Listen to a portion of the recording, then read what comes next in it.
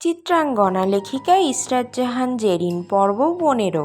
ভাই, আপনি সোহান পালোয়ানের সঙ্গে শত্রুতা কেন করছেন?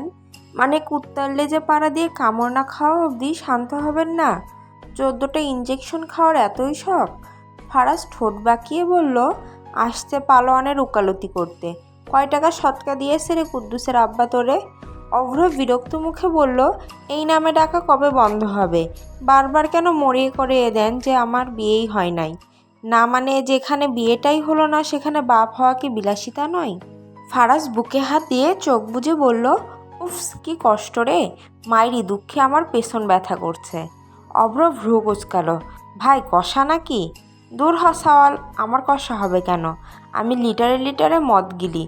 তবে দেখিস সিঙ্গেল থাকার কষ্ট যেন তোর আবার কষা না হয়ে যায়। বি কেয়ারফুল, তোর কষা হয়ে গেলে তো তুই আমার থেকে বাথরুমকে বেশি সময় দিবি। না বাবা, আমার থেকে অন্য কিছুকে বেশি সময় দেওয়া আমি মানতে পারবো না। এসবে আমার মেজাজ খারাপ হয়। রাগে মূল্যবান জিনিসগুলোও জোনাকির পুক্কির মতো জ্বলে ওঠে। অভ্র বিষম খেলো। ছোট থেকেই ফারাজের সঙ্গে আছে সে, অথচ মানুষটার মধ্যে বিন্দুমাত্র পরিবর্তন লক্ষ্য করল না সে। মানুষ নাকি পরিবর্তনশীল, তাহলে এই এলাহি এমন কেন? তবে কি সে কোনো মানুষ নয়, নরপিশাচ? ভাই, আপনার কথাবার্তা শুনে মনে হচ্ছে পরিস্থিতি খুব স্বাভাবিক, অথচ আপনি আজটা কি করলেন? হারুনের কলিজা ভুনা করে তার গুরুকে খাইয়ে দিলেন, সঙ্গে আবার চিরকুট। ফারাজ হেসে বলল, গুরুকে নয় গরুকে খাইয়ে দিয়েছি। কেন হে শালা, তোমারও কি খাওয়ার ইচ্ছা আছে নাকি?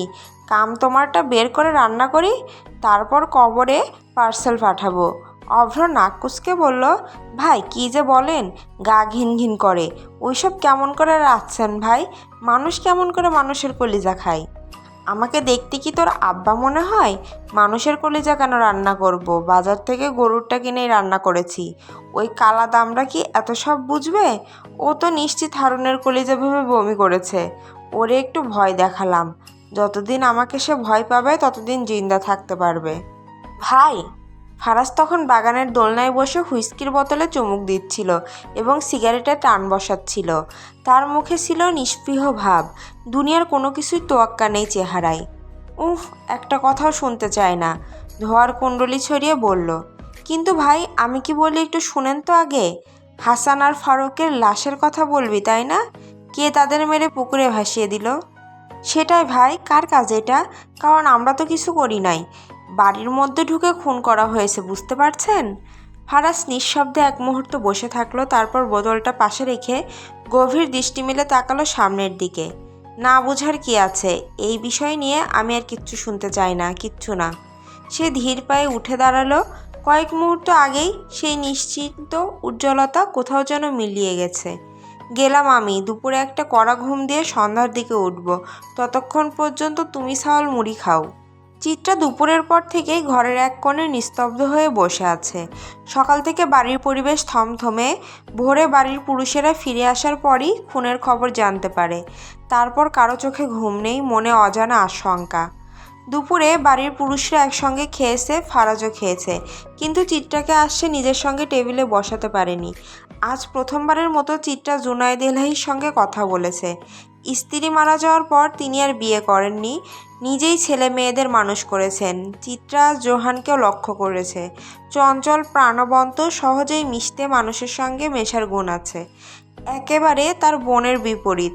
তবে এই পরিবারের মানুষগুলোকে বুঝতে চিত্রার বেশ কষ্ট হচ্ছে। কি অদ্ভুত এক সম্পর্ক এদের মধ্যে। একই ছাদের নিচে থাকলেও কেউ কারোর সঙ্গে তেমন মেশে না, কথাও বলে না। খাবার সময় কখনো সবাই একসঙ্গে থাকে, কখনো বা কাউকেই দেখা যায় না। রুমানা বেগমও বিচিত্র চরিত্রের, রান্নার সময় ছাড়া তাকে বাইরে দেখা যায় না। রান্না শেষ হলে খেয়ে নিয়ে নিঃশব্দে নিজের ঘরে ঢুকে যান, প্রয়োজন না হলে বের হন না। চিত্রা ভাবল, এই যে সে নিজের সব ছেড়ে নতুন জীবনে প্রবেশ করল, কেউ কি একবারও জানতে চেয়েছে তার অতীত, তার পরিবার কেমন ছিল, কোথায় ছিল তার শৈশব? শ্বশুর শাশুড়ির তো অন্তত এই প্রশ্নগুলো করা উচিত ছিল। তাদের আদরের ছেলে যে তাকে তুলে এনে বিয়ে করেছে, সেটা তারা জানে তো? ফারাজ যদি সেদিন তাকে না নিয়ে যেত, তাহলে আজ কি হতো? সেই বৃদ্ধ লোকটার হাতেই কি তার জীবনটা সঁপে দিতে হতো? ভাবতেই চিত্রার গা গুলিয়ে উঠল।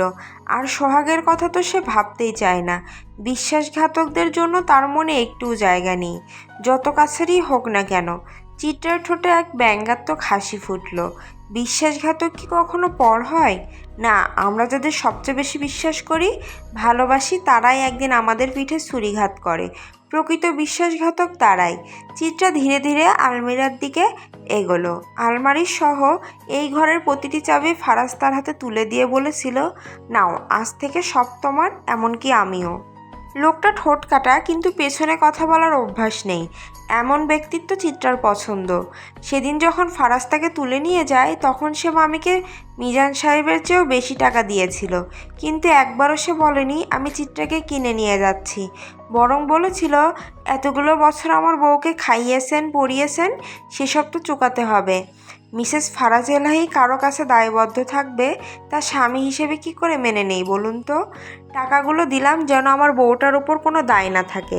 কম মনে হলে চেয়ে নিবেন, আমার অনেক আছে, দিতে অসুবিধা নেই। অথচ চিত্রা বিয়ের পর থেকেই সেই ফারাজের সঙ্গে দূরত্ব বজায় রেখেছে। এত অভিমান পুষে রেখে লাভ কি? অনাথদের কি অভিমান মানায়? তাদের রাগ করতে নেই, জিদ ধরতে নেই, শুধু মেনে নিতে হয়। মেনে নিতে পারলেই জীবন সুন্দর। চিত্রার চোখের সামনে ভেসে উঠল তালুকদার বাড়ির স্মৃতি, তার নিজের বাড়ির স্মৃতি। বাজিতপুরে সেই অট্টালিকা আজ শুধুই ধ্বংসস্তূপ। তালুকদার বংশের অস্তিত্ব মুছে গেছে, এক রাতেই সব শেষ হয়ে গিয়েছে। বিয়েবাড়ি পরিণত হয়েছিল শোকের বাড়িতে। যদি সেদিন চিত্রা আগুনে পুড়ে ছাই হয়ে যেত, তাহলে হয়তো এই দুনিয়ার যন্ত্রণা তাকে বইতে হতো না। দুনিয়া ফারাজ এলাহির নীতির মতো যা দেয় তার চেয়েও বেশি কেড়ে নেয়। চিত্রা আলমারির দরজা খুলল। আলমারি সাজানো দামি পোশাক, প্রসাধনী, অলংকার, এসব সে আগে কখনো দেখেনি। ফারাজ সত্যিই যদি তাকে ভালো না বাসত, তাহলে এত কিছু করতো কেন? আজকাল শুধু দায়িত্বের খাতিরে কেউ এত কিছু করে না। এই বাড়িতে আসার পর মনে হচ্ছে তার নতুন জন্ম হয়েছে। আদৌ কি এটা তার পুনর্জন্ম, নাকি সবই কেবল একটা স্বপ্ন? স্বপ্ন কেবলই ছলনা হয়, আর ছলনা মানেই ভয়। ভয়, খুব ভয়। আগুন সুন্দরী। চিত্রা চমকে উঠে পেছনে ফিরে তাকালো। ফারাজ দরজায় দাঁড়িয়ে আছে, টলমল করছে। মদের গন্ধ এতটাই তীব্র যে শ্বাস নিতে কষ্ট হচ্ছে। মদ খেয়ে কী অবস্থা করেছেন? পুরোই মাতাল হয়ে গেছেন। ফারাজ হঠাৎ চিত্রার হাত টেনে নিজের কাছে নিয়ে এলো, বুকের সঙ্গে জড়িয়ে বলল, আমায় মদে মাতাল করে না, করেছে তোমার কাজল কালো চোখ দুটি। কি তীক্ষ্ণ তার চাহনি, কি তার তেজ! আমার মাতাল করার জন্য তোমার চাহনি যথেষ্ট, প্রিয়তমা। এভাবে তাকিও না, ঘায়েল হয়ে যায় তো। চিত্রা একদম স্থির হয়ে গেল। ফারাজ তার ঠোঁটে হালকা পরশ বুলিয়ে দিল। পরশ বুলিয়ে নিজের অধিকার ঘোষণা করল, তোমার চোখ আমায় মাতাল করে, হিয়া করে ব্যাকুল। আমি প্রেমের স্রোতে ডুবে মরি, পাই নে একুল ওকুল।